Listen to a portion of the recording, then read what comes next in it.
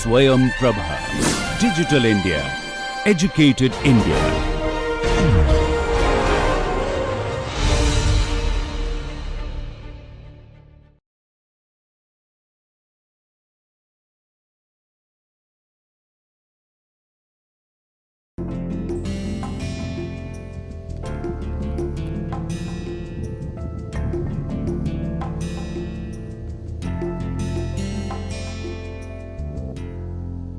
Good morning. As discussed in the previous lecture, today in this lecture we will start from this lesson, which is the first of a few lessons on the module of algebraic eigenvalue problem. I will again remind you that in order to follow the lectures in this segment, it is very important that the subject matter of this segment, this module, is thoroughly immersed in your understanding, and therefore it is very important that at this stage you should have completed most of the exercises of this segment, because some of the background necessary for the following lectures is actually developed through the exercises in the book, in the textbook that I have referred to you. In this tutorial plan, the problems of the book listed here you must have completed by now, and that will help you in following the lectures in the coming module, which is chapters 8 to 14. Now, in this lecture we will be studying eigenvalues and eigenvectors, in which we will talk about the eigenvalue problem as an introduction, and then generalized eigenvalue problem, which will also expose you to one of the practical problems from which eigenvalue problems emerge. Then we will discuss some basic theoretical results which will be utilized later for sophisticated methods of solving the eigenvalue problem, and then towards the end briefly we will discuss a quick and easy method of solving the problem, which is power method. To begin with, I again draw your attention to the mapping A, which is from Rn to itself, that is from n dimensional space to itself. That means it is the corresponding matrix is n by n, it is a square matrix. Now, when we multiply a vector to a matrix to a vector, the vector gets mapped to another vector in the same space in this case, but then in this mapping there are two effects produced on the vector. One is a magnification, which may be less than 1, which means in that case the actual vector will get reduced in size. The other than magnification, the other effect is turning, rotation. Now, this is the general way in which a vector can get mapped through multiplication with a matrix. Now, some of the vectors for every matrix are special. They are special in the sense that they undergo only magnification or scaling and do not rotate under multiplication with a particular matrix.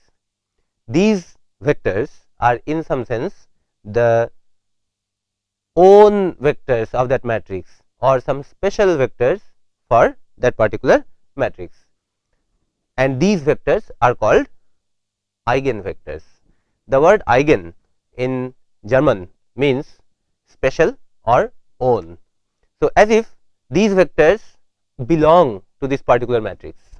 So, if you multiply the vector a matrix A to one such special vector, its own vector, then the result, the mapping, is nothing other than a pure scaling.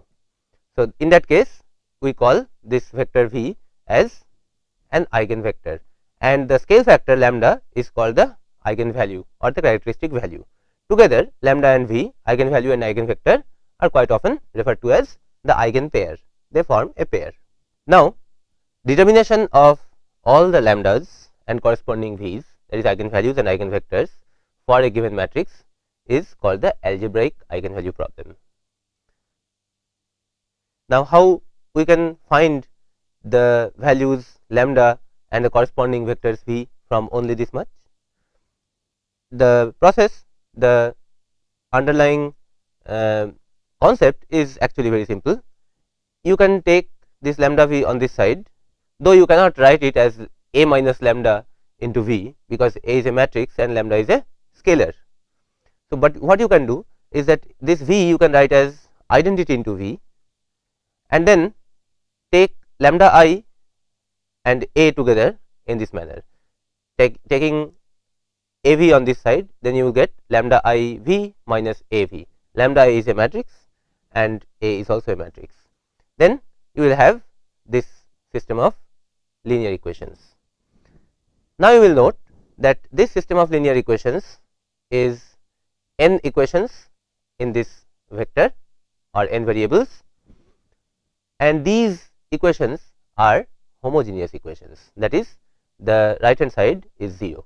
Then you know that for a homogeneous system of equations, for the existence of non-trivial or non-zero solution, the coefficient matrix must be singular, that is, the coefficient matrix must have a null space, and V will be actually a member of the null space of this matrix lambda I minus a. So, for singularity of this matrix, you must set its determinant equal to 0. Now you find that we have reached a stage where from a large number of unknowns, we have suddenly reduced to one unknown. In this particular equation, you had one scalar unknown lambda and one vector unknown v, which was n plus 1 total number of unknowns.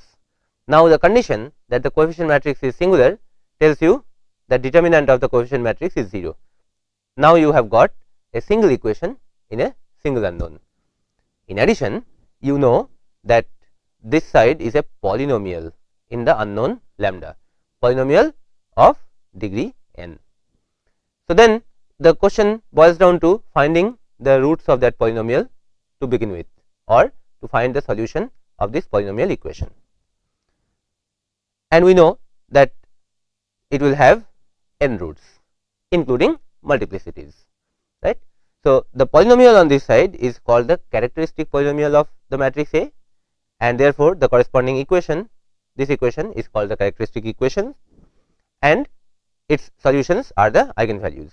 So, characteristic equation or characteristic polynomial will give you n roots of this nth degree polynomial. These are the n eigenvalues, and for each of them you will try to find the corresponding eigenvectors. That part should not be very difficult, because as you insert those eigenvalues one by one, for every eigenvalue sitting here, you will get a homogeneous system of equations in which the coefficient matrix is completely known. All that you need to do is to find the null space of that known matrix lambda I minus a, which we have studied earlier. Now, we have been just talking about the number of eigenvalues. Total number of eigenvalues from this will certainly be n, but that may be repeated. For example, suppose we have got a 3 by 3 matrix, for which the eigenvalues may turn out to be 2, 2 and 4. That is possible.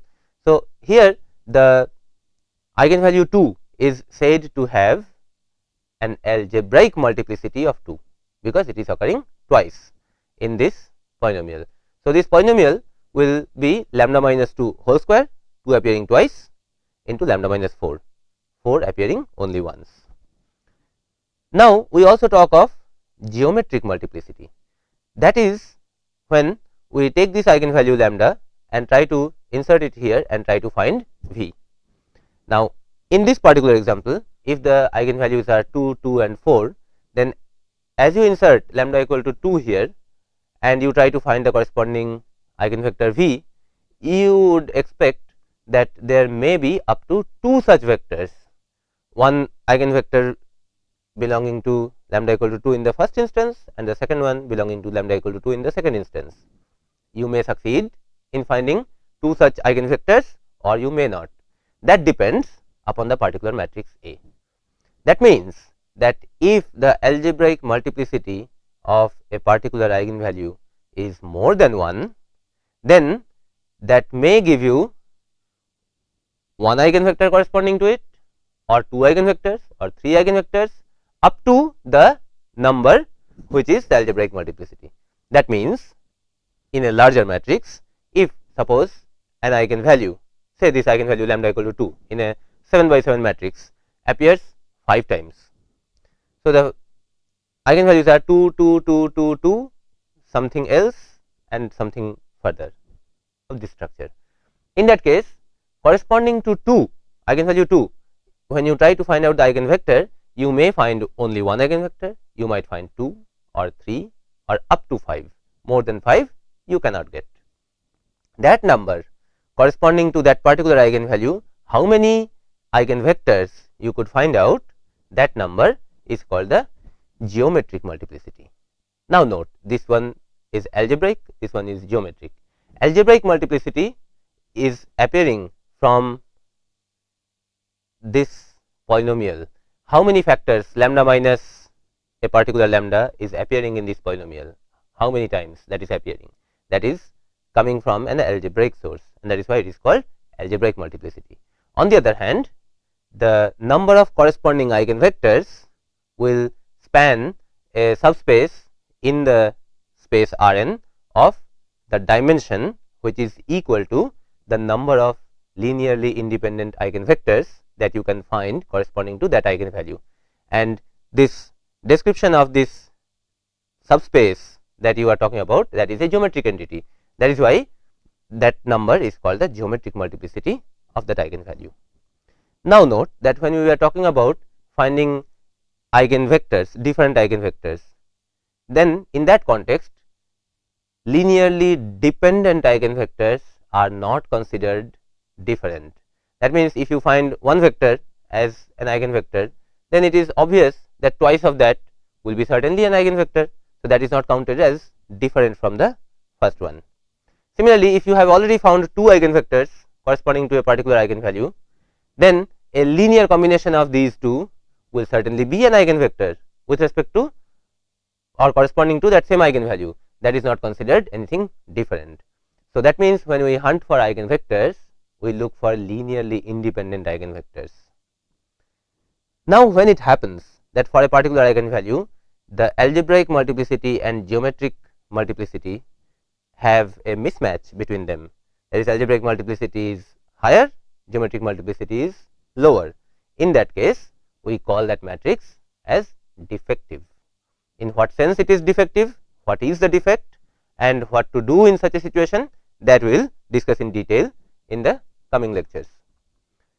When it is so that algebraic multiplicity and geometric multiplicity for every eigenvalue is same, in that case we can do certain interesting things very easily. We can diagonalize the matrix. That means, we can change the basis for representation of this mapping in such a way that the resulting matrix representation for the same mapping, the same linear transformation, turns out to be diagonal. That means, the directions get completely decoupled. So, such matrices are called diagonalizable.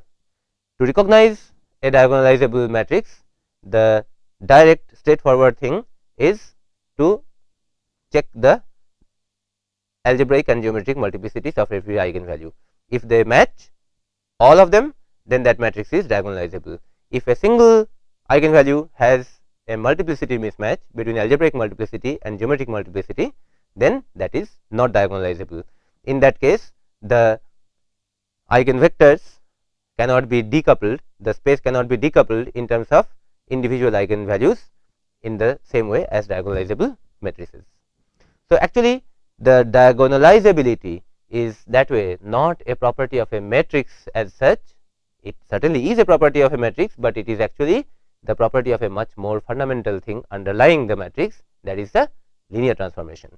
So, diagonalizability is actually the property of the linear transformation for which the matrix is just one representation.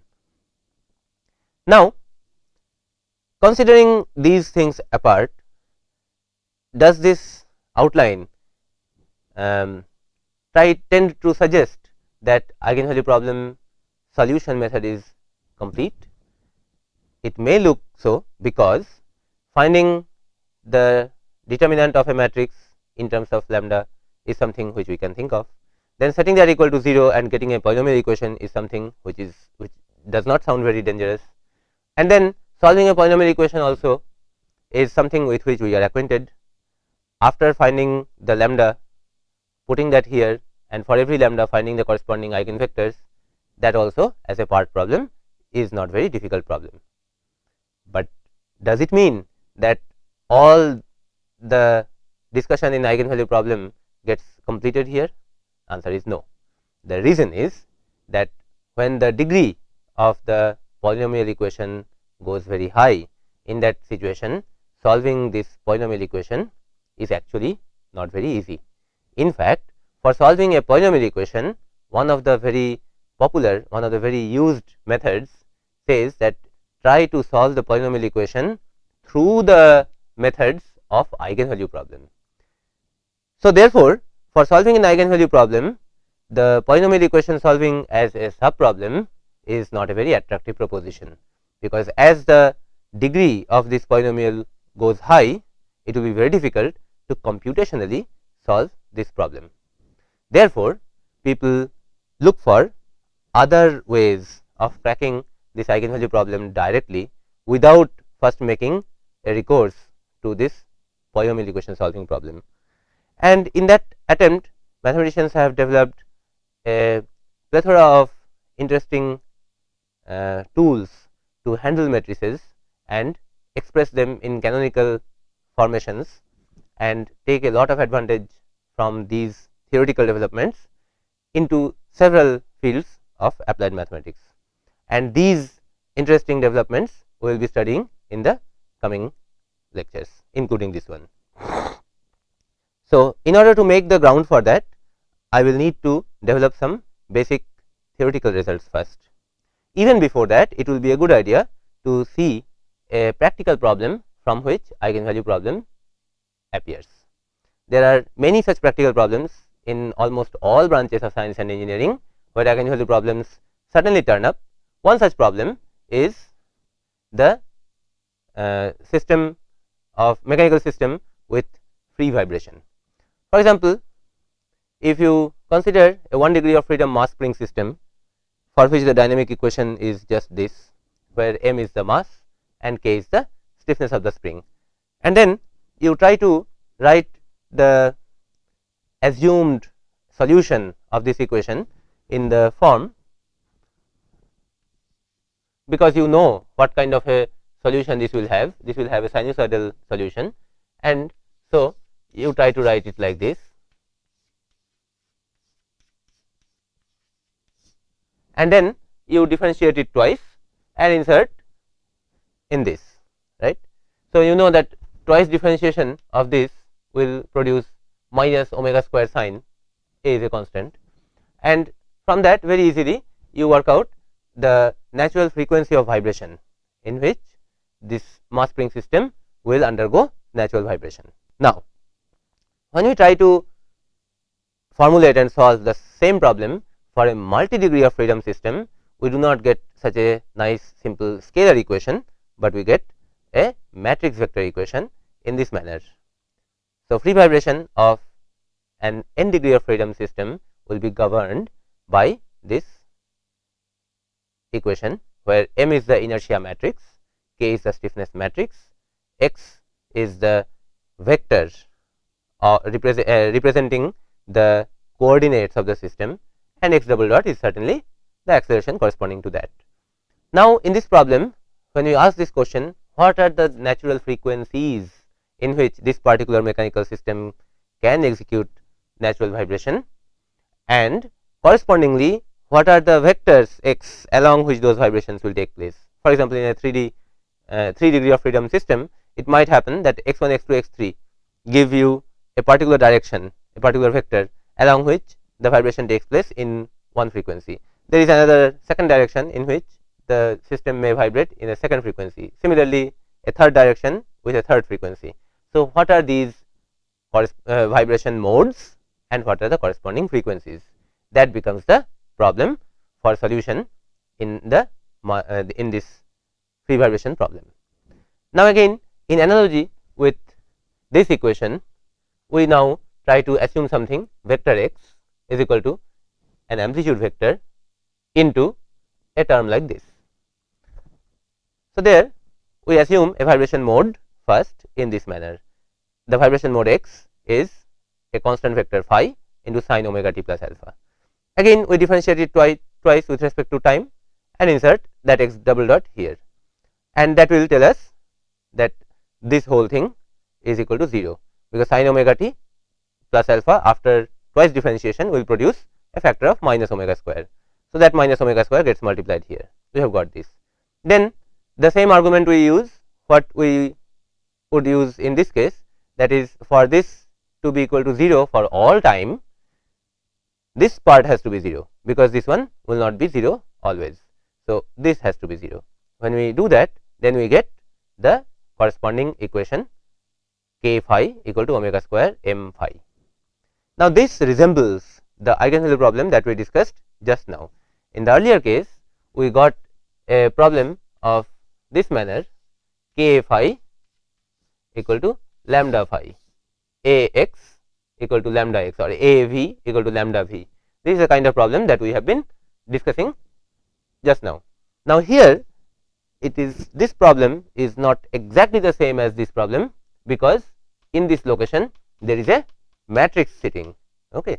Omega square you can identify with this lambda, but here there is a matrix sitting. That is why this problem is not called just eigenvalue problem, but it is called the generalized eigenvalue problem, as if in the original eigenvalue problem there was a matrix here which was identity, which indeed we inserted when taking it on the other side, right.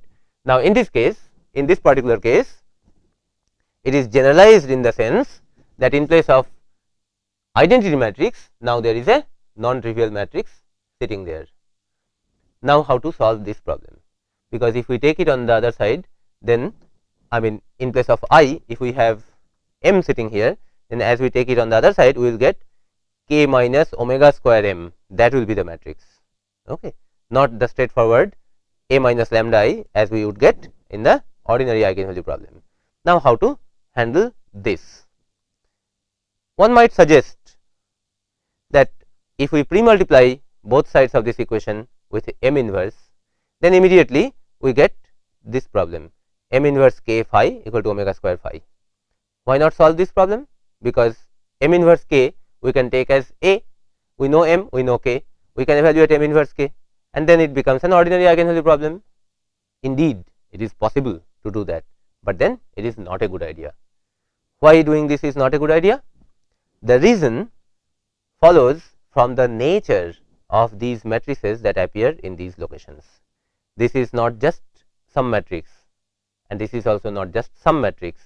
This is an inertia matrix, and this is a stiffness matrix. Such matrices, when appearing in practical problem, have certain structure. A stiffness matrix is always symmetric. An inertia matrix is always symmetric and positive definite. Now, if we evaluate this m inverse k, that may lose the symmetry that was originally there in the original problem. Now, it is not a good idea to take a step in the solution of a problem which actually makes the original problem difficult. Later, we will study in detail how solution of a symmetric matrix eigenvalue problem is actually much simpler and much more straightforward compared to a general non-symmetric matrix. Therefore, it would be a bad idea to take a step which will spoil the symmetry of the problem as originally given. Rather, we should try to take a measure which will utilize this particular structure. So, what we do is that we take this symmetric positive definite matrix M and recall that for a symmetric positive definite matrix there exists a Cholesky decomposition LL transpose. So, if we conduct the Cholesky decomposition of this matrix M in this form LL transpose and then conduct a coordinate transformation, the original coordinates phi are now transformed to this phi tilde through this L transpose new basis. Okay. In that case, when we insert this here, then see how this will look like. we have k phi equal to omega square m phi. First of all, in place of this m, we will write LL transpose. The moment we do that, we get this L transpose phi, which we are going to define as phi tilde, right. So, L transpose phi we are defining as phi tilde. Now, on this side also we would like to have phi tilde, right, because we are applying that coordinate transformation. So, if phi tilde is L transpose phi, then what is phi in terms of phi tilde? That will be found through the pre-multiplication of L transpose inverse. Now, when we do that, we get L transpose inverse phi tilde, right. Now, we say that we can get rid of this L by pre-multiplying both sides with L inverse. As we do that, from here L inverse L gives us identity, and we have got this. Now, notice that the original generalized eigenvalue problem like this has been transformed to this problem k tilde. Call this whole thing as k tilde. Okay. Then we have got the new problem as k tilde phi tilde is equal to omega square phi tilde. So, in the new coordinate system in which phi tilde is the vector, we have got an ordinary eigenvalue problem in which this matrix k tilde is actually symmetric, because k was originally symmetric. On this side we have multiplied it with L inverse, and on this side we have multiplied it with the transpose of L inverse. That will preserve the symmetry. You can just check that its transpose is itself L inverse k L inverse transpose. As you take the transpose of this whole thing, you get the same thing back. So, the symmetry is preserved. Now, note here that when we wrote L inverse transpose or L transpose inverse, for this it is not clear whether we are talking about this or we are talking about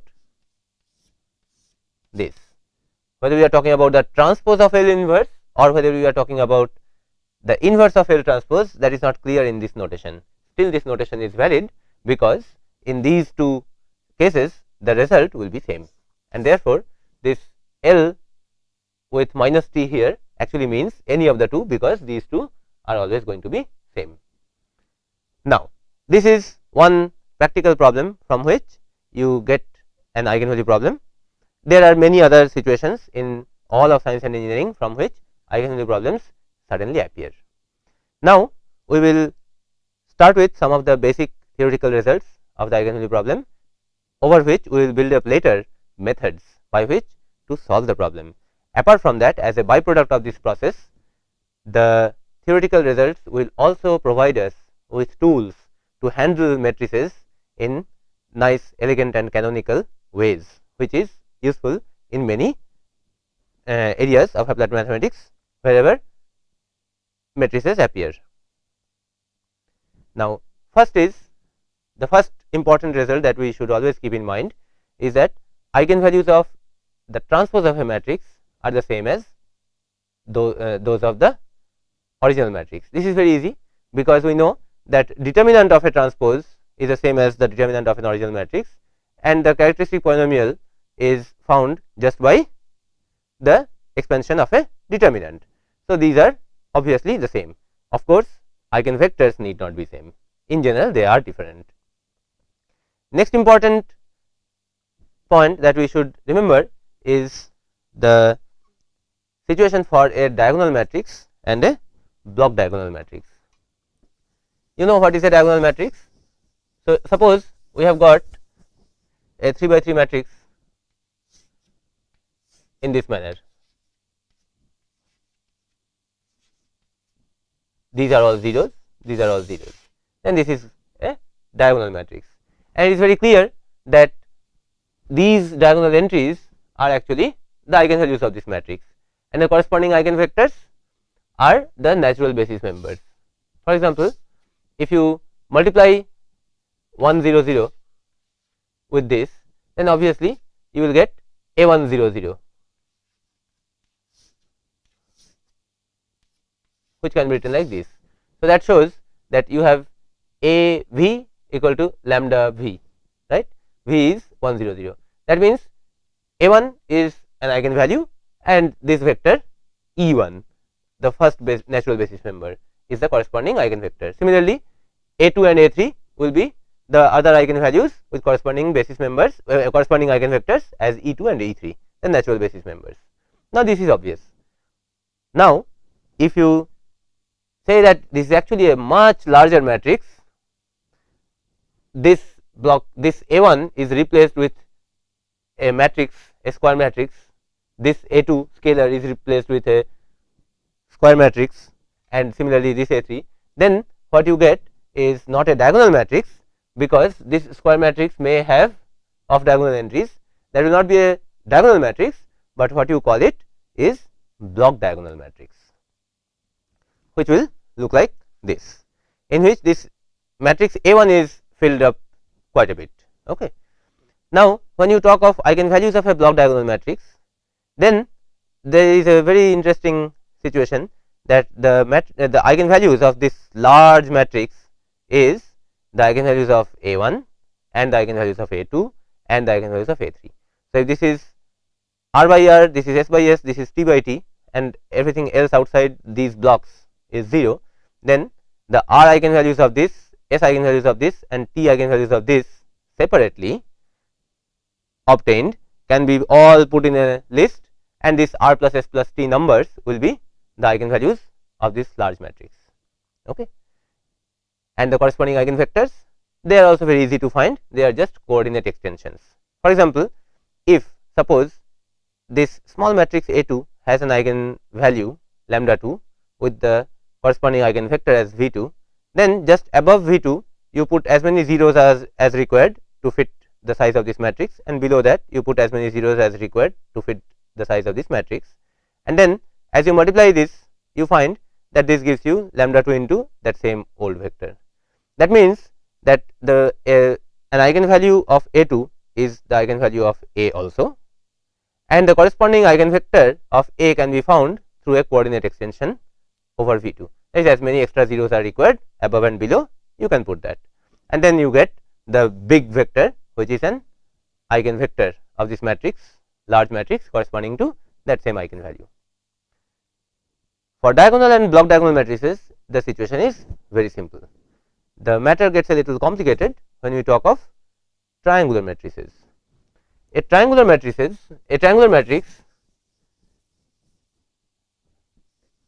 will have non-zero entries here, okay, but still the diagonal entries are the eigenvalues, because below that everything else is 0.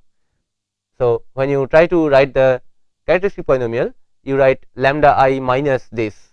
So, you will get lambda minus A1, lambda minus A2, lambda minus A3, something something something here, but below you have got everything 0.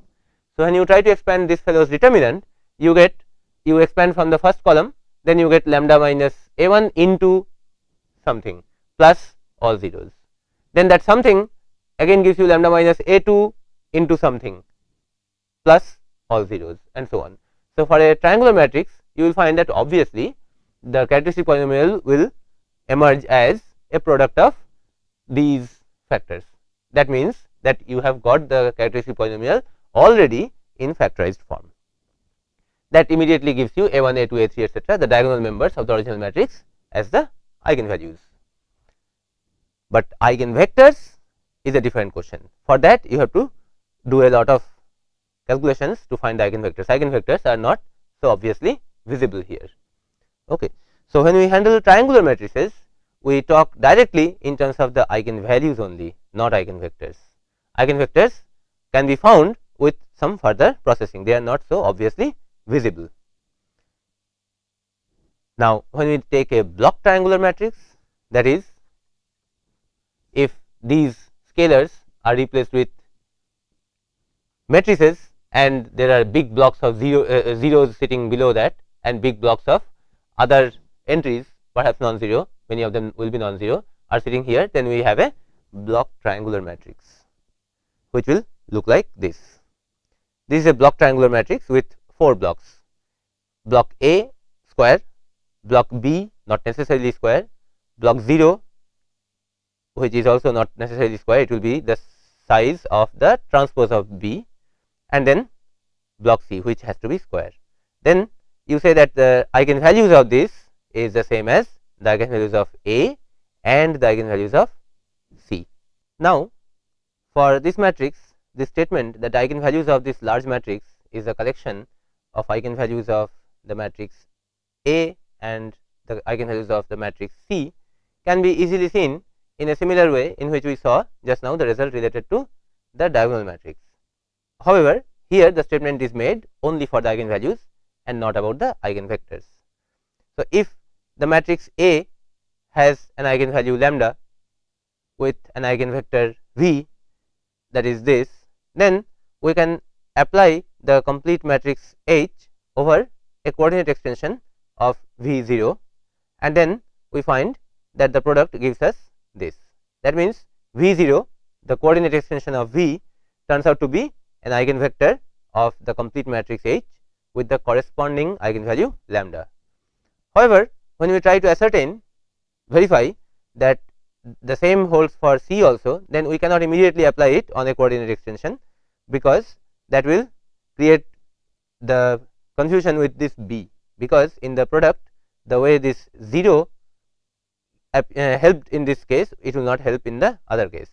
So, in this particular situation what we do is that we take mu as an eigenvalue of C and then argue then it is also an eigenvalue of C transpose, and then C transpose W turns out to be mu W for that mu for some vector W, and then we apply not H but H transpose on the appropriate coordinate extension of W in this manner, and then we find at the end that we get mu into this vector 0 W. That means mu turns out to be an eigenvalue of H transpose.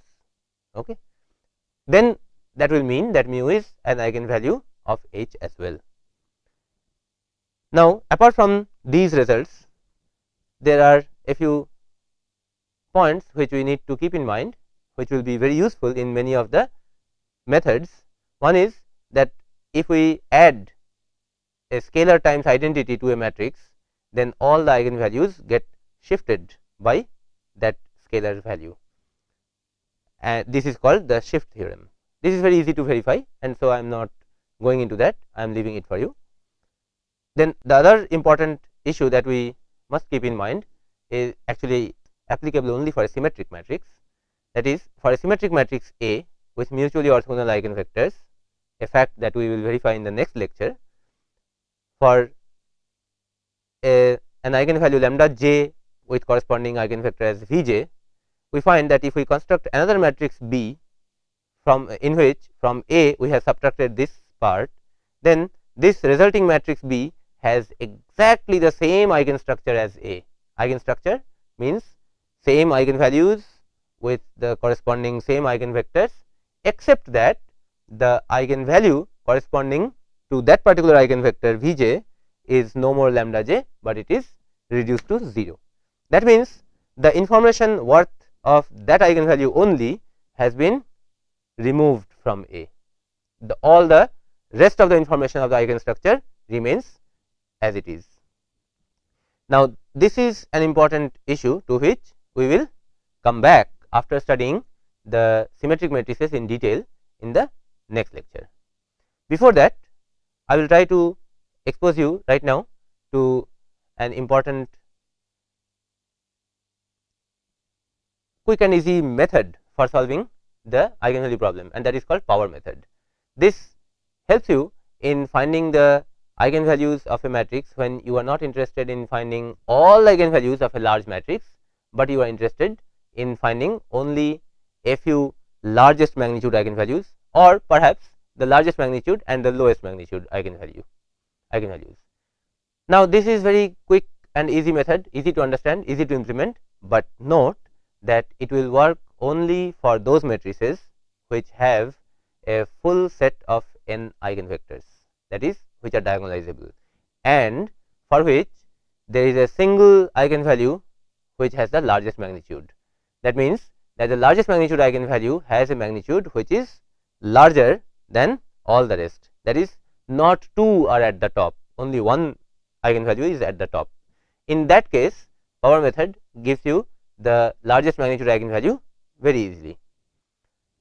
What we do for that is, first, to understand the way it operates, you consider that if the matrix A possesses a full set of n eigenvectors, then these eigenvectors will span the entire space Rn, and that means any other vector x that you can think of can be expressed as a linear combination of these vectors in this manner.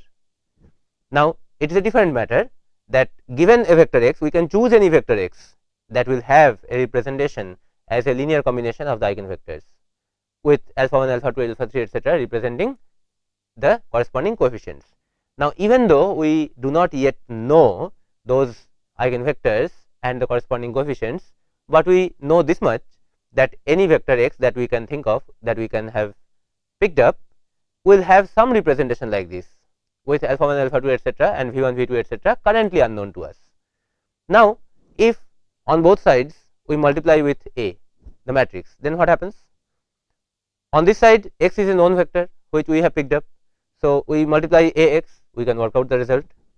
On this side, we do not know what is happening exactly, the numbers we do not know in detail, but we know this much, that A v1 will be lambda 1 v1, A v2 will be lambda 2 v2, and so on. That means, through a multiplication of A, whatever was the representation here, now in the coefficients we will get another additional factor of lambda 1, lambda 2, lambda 3, etc. If we go on multiplying the vector, the resulting vector, with A once more, once more, once more, then after p such multiplications, on this side we will have a to the power px, which is known, which is the result of multiplying A p times over x. On this side we will have alpha 1 into lambda 1 to the power p v1 plus alpha 2 into lambda 2 to the power p v2, and so on. If we take that lambda 1 to the power p outside, then this will remain inside, right.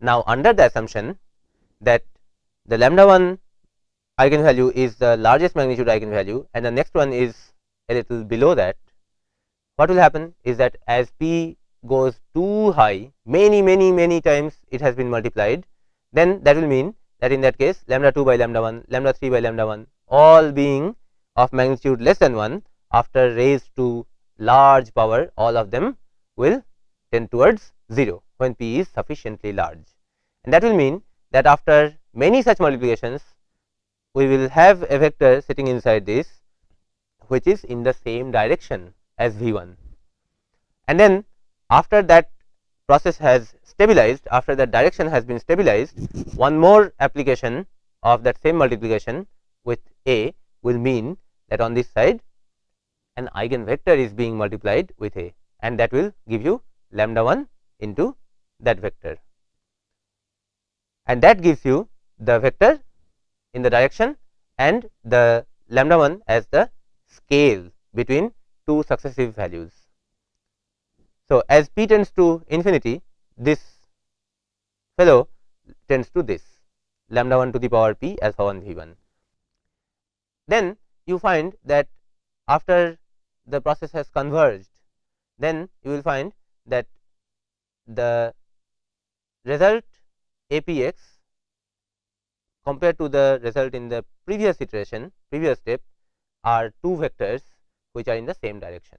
That means the ratio between the first components, the ratio between the second components, and the ratio between the third components will all be same, and that ratio is lambda 1. So, at convergence all n ratios will be same. In fact, that is a test that convergence has taken place. So, this way you quickly get the largest eigenvalue, largest magnitude eigenvalue. Note that it may be negative for that matter, it does not matter. So, you will get the largest magnitude eigenvalue and the corresponding vector will be the eigenvector. Now, we will make 2 points here. One is that other than the largest, if you need the least magnitude eigenvalue also, then how to do that? For this purpose, we can use the shift theorem. So, how to find the least magnitude eigenvalue? what we can do is that after finding this largest magnitude eigenvalue, we see its sign. This is a ratio which may have a sign. So, whether it is positive or negative, that has been found here. So, for example, suppose that lambda 1 turns out to be positive, say the largest magnitude eigenvalue is 23. Then what we can do, from the original matrix we subtract 23 from all the diagonal entries, that is application of the shift theorem, that is we subtract 23i from the original matrix. That will mean that all the eigenvalues have got shifted leftward by 23. That means whatever was 23 earlier, that becomes 0 now, whatever was 21 earlier, that becomes 19, and so on. In that case, the smallest magnitude, smallest algebraically, that turns out now as the largest magnitude eigenvalue, largest magnitude. Then we can apply the same power method once more, and then we will find that which is the largest magnitude eigenvalue.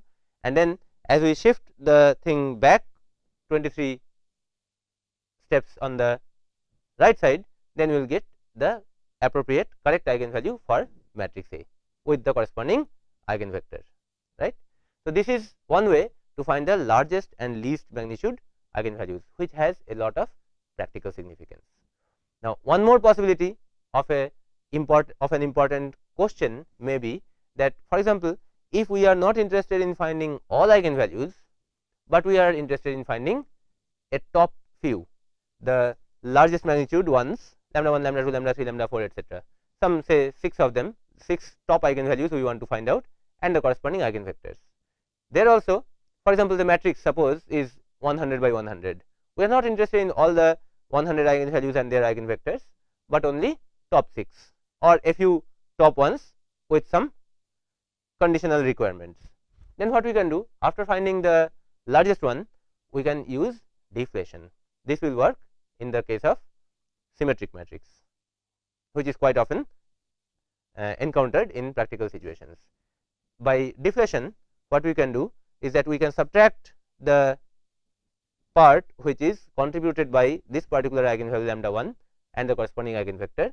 Then the resulting matrix will have the largest magnitude eigenvalue as lambda 2, which can be found through power method, and so on. Now, this is a very straightforward method which can be applied if you are sure that the matrix does satisfy these requirements. Otherwise, the process may not operate as expected or as desired. Now, apart from these things, there are two important concepts which will go long way in our discussion in the coming lectures. One is the eigenspace. This is a term to in use for representing a subspace of Rn which is composed by the eigenvectors of a matrix corresponding to the same eigenvalue lambda. For example, suppose A has an eigenvalue lambda corresponding to which there are k eigenvectors v1, v2, v3 up to vk. Then that will mean that any linear combination of these eigenvectors is also going to be an eigenvector. You can verify that very easily. Suppose corresponding to eigenvalue lambda, there are two eigenvectors v1 and v2. That will mean that av1 is lambda v1 and av2 is lambda v2. Then if we apply A on a linear combination of these two eigenvectors, then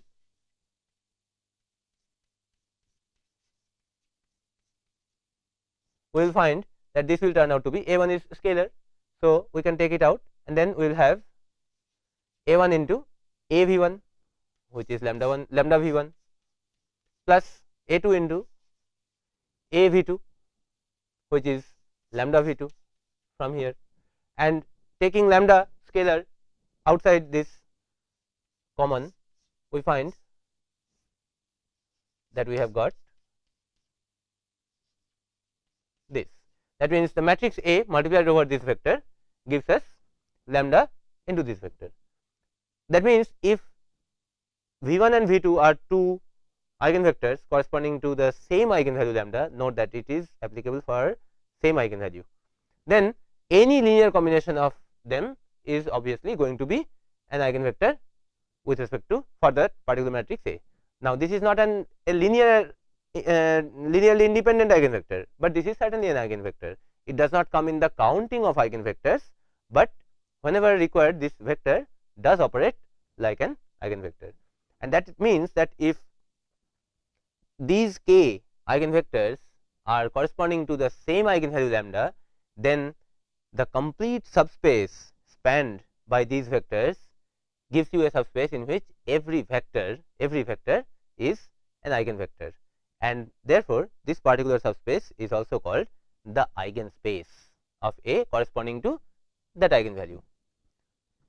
There is another important theoretical point that will be quite in our discussion in coming lectures, that is similarity transformation. This is something which we have already earlier seen once, and here we look at some important properties of it. If we decide to represent the vectors of a space Rn in a different new basis S, and therefore, the matrix representation of a linear transformation changes. From A it becomes B, where B is S inverse A S. This we have seen earlier. Now, note that determinant of lambda I minus A, which is the characteristic polynomial of the matrix A. Now, we already know that determinant of a matrix and the determinant of its inverse are reciprocals of each other. That means that if we multiply this with determinant of S and also with determinant of S inverse, we are actually making no change, because this will be reciprocal of this. We also know that determinant of the product of three matrices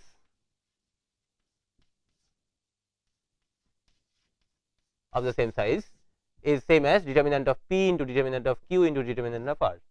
Now, what we have got here is determinant of P into determinant of Q into determinant of R. That means, this is same as determinant of P Q R. That means, a single determinant with S inverse inserted from this side and S inserted in this side will be the same as this.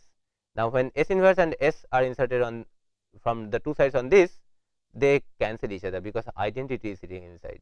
That is why this is lambda I. On this, it will have the effect which is different, that is S inverse A S, which is B. That means, we have got this whole thing same as determinant of lambda I minus B. What is that? That is the characteristic polynomial of the matrix B. Now, that shows us that through the similarity transformation, the matrix might have been changed, but its characteristic polynomial remains same as earlier. Okay. The characteristic polynomial of A and the characteristic polynomial of B turn out to be the same. If the entire polynomial is same for A and B, then all the roots will be same.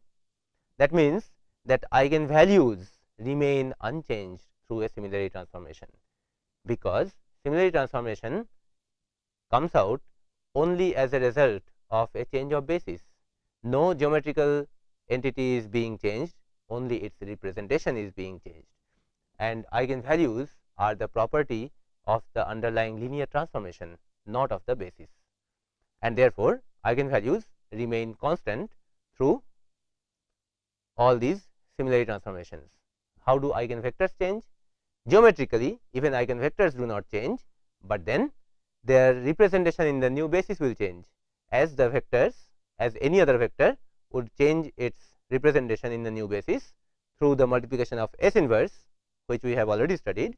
In the same manner, an eigenvector of A will transform to S inverse V in the new basis, which is given by S. So, if V is an eigenvector of A, the corresponding eigenvector of B will be S inverse V, because there the new basis S has appeared. So, the basis change of vectors takes place through this relationship, and the same will apply to eigenvectors as well. Now, let us quickly summarize what are the points that we have discussed in this particular lecture. First important point is that meaning and context of the algebraic eigenvalue problem that we have discussed. Second is that we have studied the fundamental relationships, deductions, which are vital for the solution of the algebraic eigenvalue problem. And third, we have been exposed to a quick and easy method called power method as an inexpensive procedure to determine the extremal magnitude eigenvalues, only the largest or largest and lowest or the largest few. In all these situations we can use the power method with a little bit of help from the shift theorem or the deflection technique. But then while applying power method, you must be careful that the power method does not apply to arbitrary matrices, but on certain matrices having particular kinds of eigenstructure. If your matrix falls in that category, then power method will be very handy for you in many situations, but otherwise it may not operate as desired. So, in the next lecture we will build upon what we have developed till now and see the detailed discussion on the theoretical developments on eigenvalue problem, which will be then used in different categories of methods for solving the algebraic eigenvalue problem. Thank you.